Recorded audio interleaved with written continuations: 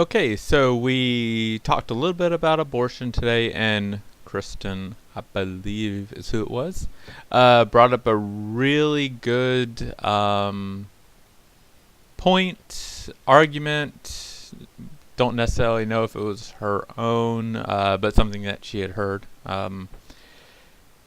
That is a really sort of important idea, not only in the abortion debate, but in how we ascribe rights to people in general. Her sort of point or her explanation of what she had heard was that fetuses are not human because they don't have things like emotions or rationality or feelings or some things. I can't remember precisely what you said, Kristen, but and I hope it was you, Kristen, not somebody else. Anyway, basically fetuses, human fetuses don't have certain things. The idea there, though, is not that fetuses are not human or that they're not alive. There is a life right at the moment of conception. There really shouldn't be a scientist that disagrees with that. The definition of life is clearly, given. And it's a life at conception, or at least at implementation into the uterus. But the question is, does that life get personhood rights? And what we mean by personhood rights here is rights that you and I have that, like, for example, dogs don't have. Personhood rights are human rights, some things like that. So, at what point do we give personhood rights to animals, and why do we give them to them? And animals, I mean humans. It gets to this question of what do we value? What makes a person a person? What do we value within people? What is sort of the higher level of agency that humans can experience or act upon that makes them moral creatures worthy of respect and rights and dignity and things like that. So here's the idea. Fetuses, even frankly, a lot of research shows even human toddlers up until about the age of 1.5 to 2.5, somewhere in that range, they're not as intelligent as dogs, much less elephants, chimps, dolphins, other great apes, things like that. Dogs have better abilities to form social bonds, to do mathematics, to engage in critical reasoning skills, to understand basic commands, to have feelings and emotions for others around them. That's a fact, much less a baby that's just been born, or a baby that's in the womb, or a 4-month-old fetus. 4-month-old fetus wouldn't have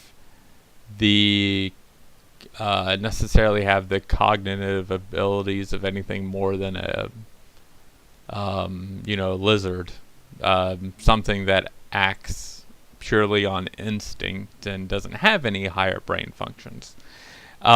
So the idea is, do we extend rights to the fetuses or to unborn children? At what point do we extend the rights to them? And how do we differentiate personhood rights to humans versus other non-human animals that exhibit some of the same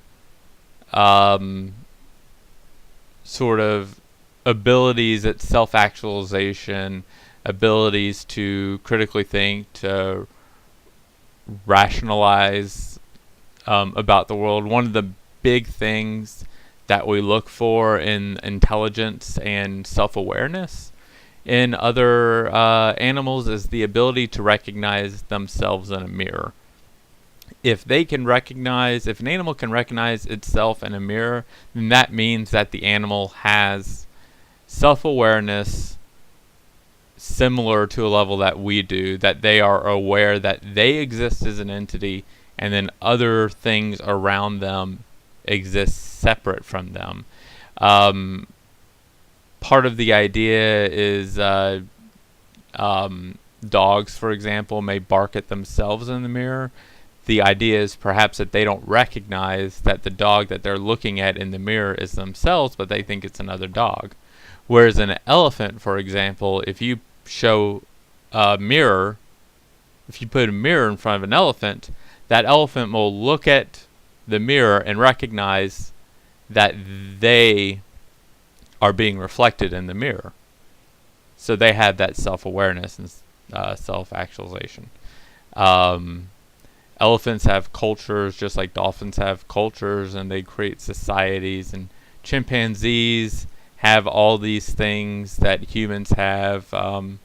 They're just, in a lot of ways, a little dumber than we are, and they don't exist in human societies.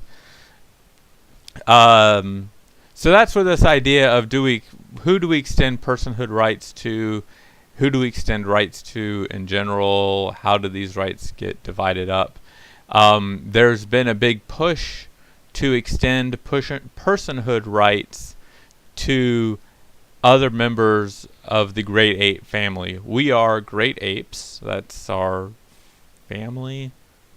It's family, then genus, then species, and our family in the sort of like biological tree is Great Ape, and we're in there with like chimpanzees and orangutans, and I think bonobos, and I know gorillas also. All of those species have very, very similar cognizant abilities as humans do. Again, culture, self-awareness, feelings, emotions, social bonds, complex rules and hierarchies and things like that. That's why there have been some, like in America recently, we've granted a limited amount of personhood rights to chimpanzees, in the sense that we can no longer test on chimpanzees in laboratory experiments. We've decided that that is very cruel, and frankly, if you look at personhood in the sense of these things like self-awareness, ability to have emotions and to understand the world around you and whatnot, chimpanzees are very much similar to human children in understanding the world around them. And so it would be, some would argue, analogous to locking children up in cages and testing on them for medical purposes. That would be kind of the personhood argument, in that fetuses just don't have that personhood ability. It doesn't mean they're not human, it just doesn't mean they get personhood rights. Now, personhood rights don't necessarily mean the right to vote and things like that. It's sort of these minimum rights of human dignity and, well, dignity, I guess, even if they're not human. Protections against research, sort of hunting, killing, things like that. You know, we have dolphins safe tuna nets, supposedly, at least we're supposed to have those, because dolphins are very much as intelligent in these ways as humans are, as they have their own distinct cultures, societies, self-awareness, emotions. They form bonds. They use tools. They have hierarchies, things like that. So that's the idea of personhood. Once we give something or somebody personhood rights, then we have other things to consider. If we give a fetus personhood rights, what does that mean towards the personhood rights of the woman that's carrying the fetus? The woman presumably has personhood rights over controlling their own body, of a right to privacy, of a right to control medical things that happen to them. If we grant personhood rights, the right to life, to a fetus, in what way does that interfere with the personhood rights of a woman that is carrying the fetus, and are we willing to accept that trade-off if we support a pro-life position? And what willing are we to accept the trade-off on the other end and denying personhood rights to humans that don't have the cognitive abilities that we would traditionally think of as being human? What sort of things are we willing to do to trade off to not give personhood rights to fetuses? An example of the sort of pro-choice counter or criticism or argument against the pro-choice position with regards to this personhood argument is that if we say we're not extending personhood rights to fetuses because they don't have these markers that make a human worthy of personhood rights, things that, for example, chimpanzees do have, and dolphins do have, and elephants do have, what does that say about our relationships to the differently abled or to people in comas and things like that? Is somebody with, I don't know actually what an appropriate mental disability would be, but somebody has decreased intellectual mental capacity that makes them sort of mentally on par with, let's say, a chimpanzee. They're human, obviously, their DNA is human, biology is human, etc., but they are sort of mentally, cognitively, etc., no different, or there's very little difference between that person and a chimpanzee. Do we offer that person personhood rights that we would not offer the chimpanzee, or do we treat the chimpanzee and that person the exact same? If there's somebody in a coma, obviously that person doesn't have the abilities that we would associate with somebody that we would be granting personhood rights. Whereas a chimpanzee, again in this situation, would have much more of those things that we would associate with personhood rights. The chimpanzee would be more of a person than a human in a coma would be. Do we then value the chimpanzee's life over the person in the comas? I don't know. That's a good question for people to ponder, I think. And the answers to those questions, where you divide or draw those dividing lines, will say a lot about your personal ideology, where you come down on policy positions, and these are all things to consider when thinking about your political beliefs and your policy beliefs. One thing to keep in mind, at least that I think is true, is that it's okay to draw lines in the sand and say, listen, this is just where we're putting it. Everything, to some degree at least, is arbitrary to begin with. What we define as personhood rights is up to each individual. And it's arbitrary where we divide that line as to where personhood rights begin and end, and where like political rights in terms of the right to vote or the right to drive a car or something like that begin. And where we create that line as to who gets personhood rights is, again, completely arbitrary. There's nothing given to us, like, written in a magic book somewhere where we can open up and read, personhood rights are granted to X, Y, and Z, and this is the final authority on the matter. We're creating these things up as we go, and we can modify them as we wish. And we can change our minds as we wish, or as we're convinced by the evidence, on the other hand. So I hope that was kind of interesting.